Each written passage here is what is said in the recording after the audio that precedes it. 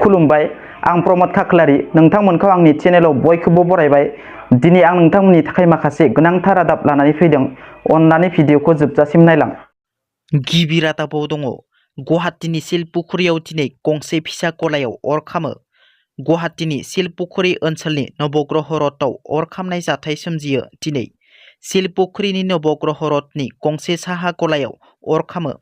उनाव अर खोमोरग्रा बिफाना खौरां मोननानै अर खोमोरग्रा हानजाया जाथायथिलियाव फैनानै अरखौ खोमोरनो हायो। मा जाहोननि थाखाय बे अरा खामदों मिथिनो मोननाय जायाखै। बारग' मन्त्रि चन्दन ब्रह्मनि खौरांगिरि मेल। प्रमद बर' दैदेननाय UPPL दोलोआव जयेन जागोनखौ लानानै चिरां जिल्लानि सापागुरिनि सिगनेट हटेलाव खौरां मेल खुंफुङो। फैगौ 12 एप्रिलनि 4 रिंगायाव चिरां जिल्लानि काजलगावआव प्रमद बर'नि दैदेननाय राजखान्थि हानजा UPPLआव आंजों लोगोसे गोबां राजखान्थि हानजा आफादफोरनि दैदेनगिरिफोरजों लोगोसे मावथिफोर आरो रायजो राजाफोरा जगदान जासिगोन। बे थांखिखौ आं लायाखै, बियो समनि दाबि, जोंनि थासारिनि थिननाय आरो बे हाबाफारियाव जायफोर गोसो गोनां सुबुंफोरा बाहागो लानो हागोन होनना बारग' मन्त्रि चन्दन ब्रह्म बिथाङा बुंथियो। आसामनि करिमगन्जआव मोनसे जाफेरै जाथाया जादों। करिमगन्ज जिल्लानि रमकृष्ण नगरनि दलुगां गामियाव बिमाया गावनि 3 फिसाफोरखौ बुथारदों आरो दुइसिनखौ जखम खालामदों।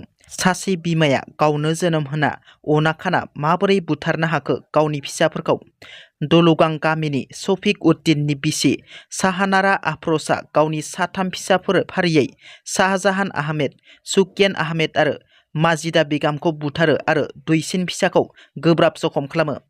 मिथिनो मोननाय बादिब्ला बे बुथारनाय जाथायनि समाव बिफा शफिक उद्दिना न'आव गैयामोन, खामानि मावनो थांदोंमोन। मिथिनो मोननाय बादिब्ला न' खाथिनि सासे सुबुङा बे जाथायखौ नुसननानै गामिनि सुबुंफोरनो खिन्थायो आरो उनाव गामिनि सुबुंफोरा फैना नुफैयो 3 फिसाफोरखौ लाला-लिलि थैजों हायाव गोग्लैना थानाय आरो गुबुन सासेखौ जखम जानाय। बे जाथायखौ खालामनानै दायनिगिरि बिमाया गावनि रुमाव दरजा बन्द खालामना थायो। मा जाहोननि थाखाय जोनोमगिरि बिमाया गावनि फिसाफोरखौ बुथारदों दासिमबो मिथिनो मोननाय जायाखै।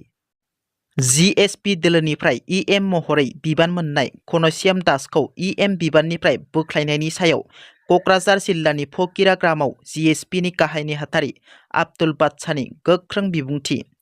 GSP दोलोनि MCLA घनश्याम दासखौ EM बिबाननिफ्राय बोख्लायनायखौ गोथौ दुखु मोननाय फोरमायदों आब्दुल बादशाह बिथाङा।